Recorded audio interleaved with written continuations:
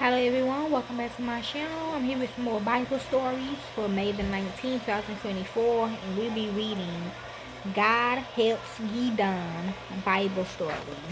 So let's begin. God wanted Gideon to fight with a very small army, so the Israelites would know that God, not they, had won the battle. Gideon trusted God and went to battle with only 300 men. To Gideon and his army's surprise, they had an outstanding victory over their enemy. Who was Gideon in the Bible? Gideon was one of many leaders in the book of Judges who saved the Israelites from various enemies. He most likely lived around the 4th century BCE, which is before Christ ever, and his story is told throughout the chapters of Judges 6 to 8. In Gideon's time, Israel had been taken over by the dominating Midianites, who had oppressed them and stolen their food and resources for over 7 years. With God's help, Gideon rallied troops to overthrow the Midianites and then continued to lead the nation of Israel for another 40 years. What is Gideon famous for? Gideon is known for being an unlikely leader. He did not see himself the way God saw him and responded to God's call with fear and resistance. But his decision to go in the strength he had gives us an inspiring example to follow and teaches us that God can do a lot with a few small steps of faith. What tribe was Gideon from? Gideon was the son of Joash from the tribe of Manasseh. How old was Gideon when God called him? The Bible doesn't specifically how old Gideon was when God called him, but Judges 8 tells us that he ruled for 40 years and died when he was old.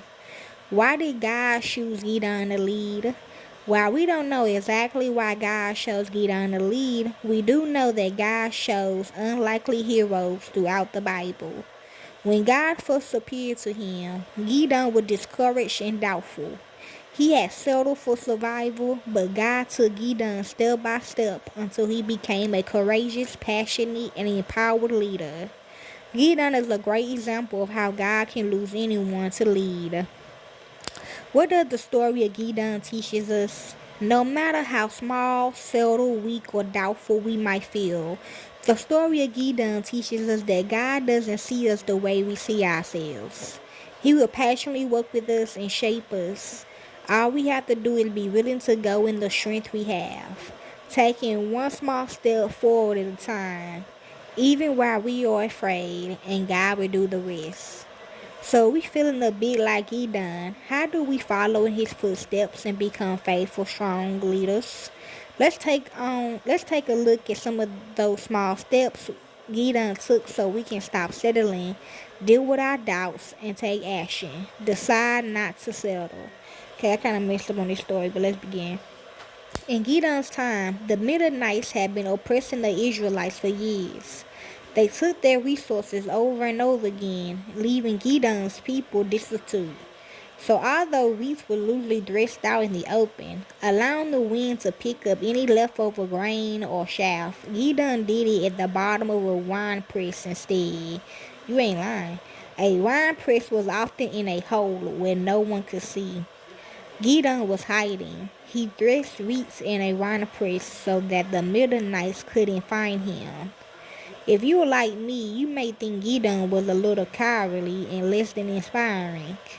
Rather than confront the Midianites and stand strong in the face of difficulties, Gideon did whatever he could to survive and avoid conflict. This was the guy God called a mighty hero? Never mind, I did. But let's take a second to think about how we respond to the conflict and difficulties in our lives. When faced with something that feels too big for you to handle, what do you do? Do you A. Pretend like it's not there until it goes away? B. Try to give it to someone else to take care of? C. Get stressed out or angry and try to take control? That's me. Or D. Just give up? That's me too. Whatever your response is to conflicts or overwhelming circumstances, you could probably argue that you are doing your best to survive and adapt to the situation you are given.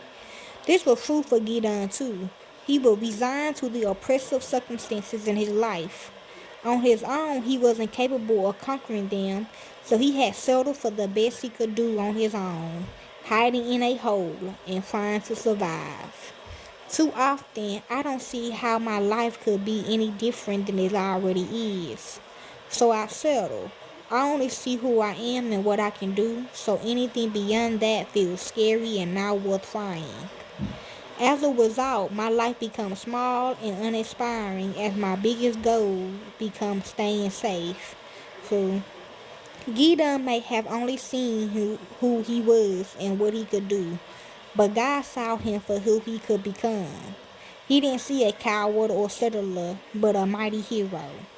Pause and reflect. What do you do when you face difficulty, conflict, or challenges that feel beyond your ability to handle? I ain't gonna lie, I fight. I've been settling down on that though. Or how do you see settling in your life? I don't know what I'm doing now, I guess. Deal with your doubt. So how did Gideon respond to God calling him a mighty hero? Gideon had been living a life of self-protection, trying to shield himself from pain and danger, so he didn't immediately spring into action. He had to work through two lines of defense he had wrapped around his heart. His doubts about God, his doubts about himself, dealing with doubts about God. That's for me, y'all. That's what I do every day. I don't get no positive feedback. Sometimes I do, but not really. From Gideon's response, I would be thinking the whole world should be on it by now. But anyway, from Gideon's response, we can see that he had some unresolved feelings that were making him doubt God's power and God's care. 1. Abandonment. He felt like God had left them alone in their suffering. 2. Discouragement. He had been looking for a miracle only to be disappointed again and again by attacks from the Midianites. 3. Pain. Judges 6 1 through 6 tells us that the Midianites were especially cruel. They stole food and animals from the Israelites so that the Israelites were reduced to starvation. You ain't lying. Gideon and his people would have known physical and emotional pain. 4. Fear. Imagine the stress of knowing you could be attacked at any moment and all your livelihood stolen. That's a lot of stress to carry around at all times. 5. Anger and perhaps bitterness. Though he didn't directly say he was angry at God, Gideon saw God as someone who abandoned him without explanation. I did at first. He certainly wasn't filled with warm, fuzzy feelings about God. He blamed God for handing them over to their enemies instead of taking responsibility for the ways his people had abandoned God. Judges 6 1 7 10. When we let the emotions go unchecked, we too will question, doubt, and argue with God. Gideon couldn't move forward in faith with a heart full of doubt, and we won't be able to either. Settling, getting stuck, not taking action, or getting paralyzed by fear or signs that we have unresolved doubts about and emotions towards God. These could be doubts about whether He is powerful enough to help you, loving enough to take care of you, or trustworthy enough to stick by you. God is strong enough to hear these doubts and help us work through them. Whatever your doubts are, be honest about them with God, or you will continue to feel stuck. Even though God was speaking directly to Gideon, Gideon still wasn't convinced God was with him. So each time Gideon questioned and asked God to prove himself, God did. He didn't get angry or exasperated over Gideon's constant doubt and questioning, but responded with patient encouragement and clarity. Why? Because when we doubt or question God, He doesn't want us to keep it to ourselves or suppress it, but to hash it out with Him until we have deep convictions in His ability to help us. I mean, I do the same thing too with the Most High because, like, if everybody else, y'all say people can see Him, but comments on my page leave me feeling kind of strange. I don't know. I know people trying to just make me mad or what. Like, I don't do that. I don't like that. God wants us to come to Him to say what's on our hearts, and I do, and come to a conclusion together. This is what it means to wrestle with God in prayer. We keep hashing things out until we are on the same page. Gideon didn't just do this once, he did it multiple times throughout the whole story. See Judges 6:36 through 40. With each step he doubted, and at each stage he turned to God to give him the faith and courage he needed. This week, the children will learn about Gideon and his army of 300 men. God chose just an ordinary man named Gideon to lead the Israelite army to victory over the Midianites.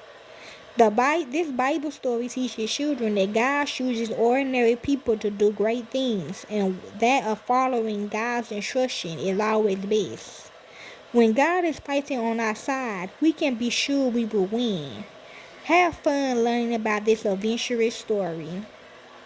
Children's Bible lesson about Gideon's army. Key concept. This is what they learn, y'all. Okay. The key concepts that we focus on this week are: we must fight on God's side. God uses ordinary people to do great things. Following God's instruction is the best thing to do. You can always come up with your own key concepts, which they did. Bible verse for kids. The Bible verse for this lesson is Judges 7 through 9. Get up, go down against the camp, because I am going to give it into your hands. This Bible verse should be simply enough for your toddler to memorize after a week of practice, or like that. Like I said, make their own. Bible story tips. We read Gideon's army, beginning on page 31 of the children's Bible story book called Bible Time Stories and Rhymes. During story, draw attention to the key concepts for this lesson. Don't forget to ask questions related to the story. For example, how many men were left in Gideon's army? The girls saw how God was able to lose just an ordinary man to do something great. After the Bible story and discussion session, we stand up and do the interactive rhyme found in the Bible storybook. The Bible song for this week is I'm in the Lord's Army. We cast the song from YouTube to the television so our children can see the motions on the big screen. My flame burns for God Bible craft. Gideon was just an ordinary man, but he died not let this stop him from doing something great with God's help. We made the My Flame Burns for God Bible craft to be a reminder that God uses ordinary people to do great things. This Bible craft for preschoolers can be made by cutting a triangle out of cardstock or construction paper as the base of the torch. Then cut yellow, orange, and red construction paper into 2 to 3 squares. Next, glue the color squares representing the flames to the top of the torch. We lose the My Flame Burns for God Bible craft found in the Bible Time Family Fun Pack. Okay, lose an ordinary man to do something extraordinary. With just a trumpet, torch, and a jar, the Israelites were able to defeat a huge army with only 300 men. We lose the sword of the Lord Bible craft's activity to show the people how Gideon's army defeated their enemy, the girls. Me and